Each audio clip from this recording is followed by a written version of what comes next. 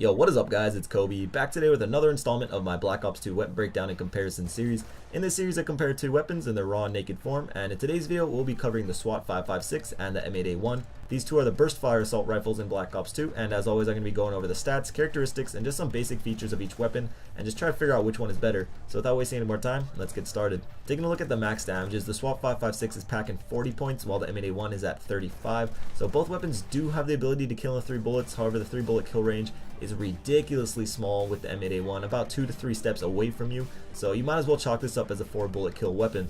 Now taking a look at the long range damage of the SWAT, this is where it gets kind of confusing.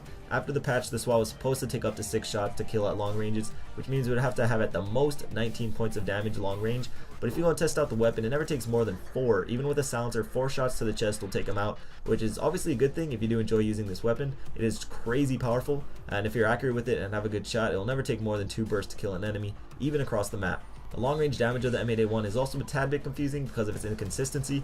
I like to think of it as a 4 to 5 bullet kill weapon, but occasionally it just seems like enemies of the freaking Walking Dead are coming at me and eating like 5 bursts rather than 5 bullets, but overall it's still a pretty good medium range weapon. Moving on to the rate of fire, the SWAT is considerably lower at 550 rounds per minute compared to the M8A1 at about 760 rounds per minute.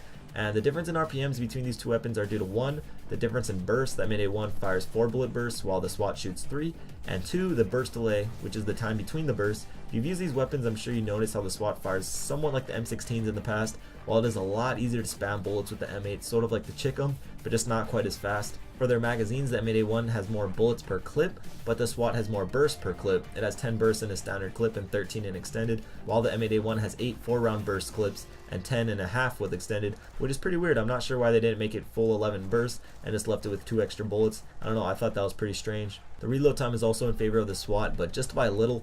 However, it is worth noting that it is a lot easier to reload cancel with the SWAT, and when done correctly you can lower it down to like a little over a second, which is crazy fast to reload a weapon. For recoil patterns, these really aren't important at all. They're burst fire, so there's basically 0 recoil, and the hip fire spreads are fairly normal. So when it comes down to it, with these weapons, it all comes down to personal ability and personal preference. If you don't have a good shot, I would not recommend either of these weapons, but if you have a pretty decent shot, it still depends on your playstyle. If you like to stay back, keep your gunfights long range, I'd recommend the SWAT because of its ridiculous power. But if you're really aggressive and plan on seeing more guys in like medium to close range, I'd go with the M8 because you can just unload a lot more bullets a lot faster. But what do you guys think? Which gun do you prefer? For me, I'm an M8A1 kind of guy, even though it does drive me crazy sometimes when I get like 50 hit markers, but overall it's just a better gun for me. But let me know what gun is better for you in the comments down below. But that's the end of this comparison. If you have a suggestion for the next one, feel free to leave that in the comments as well. Also, if you enjoyed the video and want to support me and support the channel, likes are always appreciated. But anyways guys, that's it for today. I hope you enjoyed this quick little video. Check out my last 2 videos if you want, and I'll see you guys later.